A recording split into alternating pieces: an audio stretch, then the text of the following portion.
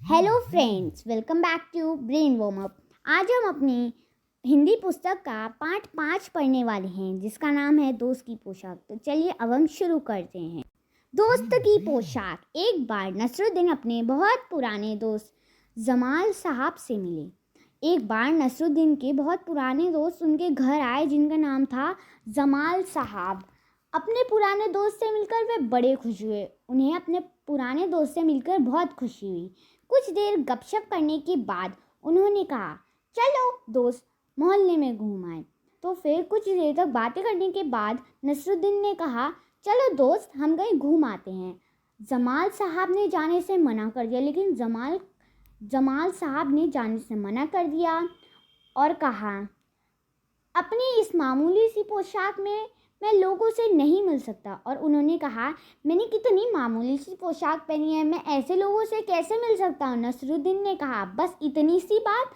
नसरुद्दीन तुरंत उनके लिए अपनी एक भड़कीली अचकन निकाल कर लाए और कहा, इसे पहन लो। नसरुद्दीन ने फिर कहा, अरे बस इतनी सी बात है। नसरुद्दीन फिर तुरंत गए और अपनी एक भड़कीली अचकन ले आए और उन्होंने कहा, इसे पहन लो, इसमें तुम खूब अच्छे लगोगे। इसमें अगर तुम ये पोशाक पहनोगे तो तुम बहुत अच्छे लगोगे। सब देखते रह जाएंगे और तुम्हें सब देखते ही रह जाएंगे। बन ठन कर दोनों घूमने निकले।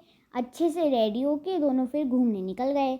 दोस्त को लेकर नसरुद्दीन पड़ोसी के घर गया। अपने दोस्त जमाल साहब को लेकर नसरुद्दीन पड़ोसी के घर गया। नसरुद्दीन ने पड़ोसी से कहा, यह है मेरा ख़ास दोस्त जमाल साहब। नसरुद्दीन ने पड़ोसी से कहा, ये मेरा एक ख़ास दोस्त है जिसका नाम है जमाल साहब। आज कई सालों के बाद इनसे मुलाकात हुई है। और फिर नसरुद्दीन ने ये भी कहा, बहुत साल बाद इनसे मुलाकात हुई है। वैसे तो अचकन इन्होंने पहन रखी है वह मेरी है।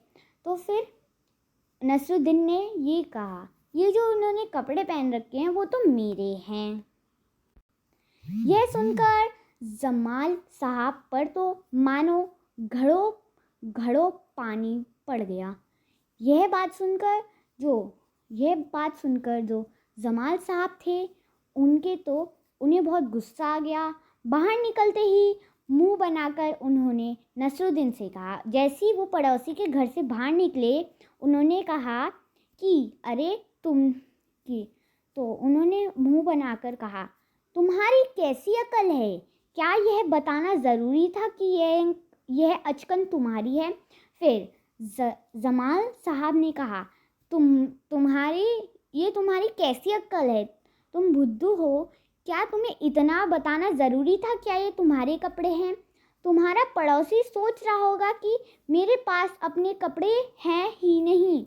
जो तुम्हारा पड़ोसी होगा वो ये सोच रहा होगा कि मेरे पास तो कपड़े है ही नहीं।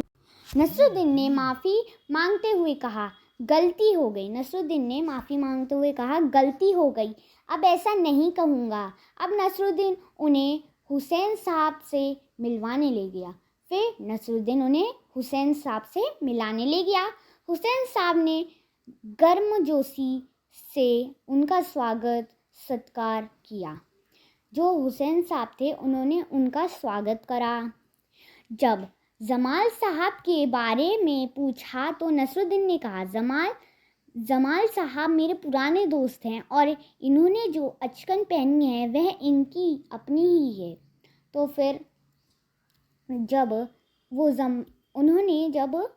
हुसैन साहब ने जमाल साहब के बारे में पूछा तो नसरुद्दीन ने कहा, यह तो मेरे बहुत ही पुराने दोस्त हैं और ये जो इन्होंने अचकन पहनी है ये इनकी ही है। जमाल साहब फिर नाराज़ हो गए और फिर जमाल खान साहब को दोबारा गुस्सा आ गया।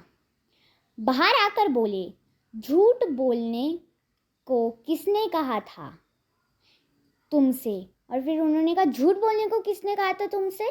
क्यों? नसरुद्दीन ने कहा, तुमने जैसा चाहा मैंने वैसा ही तो कहा। नसरुद्दीन ने कहा, तुमने जैसा चाहा मैंने वैसे ही तो बोला। पोशाक की बात कहे बिना काम नहीं चलता क्या? पोशाक की बात बिना कहे तुम्हारा काम नहीं चलता। उसके बारे में ना कहना ही अच्छा है, जमाल साहब ने समझाया। उसके बारे में ना तुम बात ही मत करो, यही अच्छा है, ये जमाल साहब ने समझाया नसरुद्दीन को। जमाल साहब को लेकर नसरुद्दीन आगे बढ़े। तभी एक अन्य पड़ोसी मिल गया। नसरुद्दीन ने जमाल साहब का परिचय उनसे करवाया। फिर जमाल साहब को लेकर नसरुद्दीन आगे बढ़ गए। तभी उन्हें एक अन्य पड़ोसी मिला, यानी और पड़ोसी मिले। नसरुद्दीन ने जलाम साहब का परिचय उनसे करवाया, यानी उन्होंने जमाल खान का इंट्रोडक्शन करवाया। मैं आपका परिचय अपने पुराने दोस्त से करवा दूं। उन्होंने कहा उन अन्य पड़ोसी से कि मैं आपका परिचय अपने पुराने दोस्त से करवा दूं। यह है जमाल साहब, और इन्होंने जो अचकन पहनी है उसके बारे में मैं चुप ही रहूं तो अच्छा है।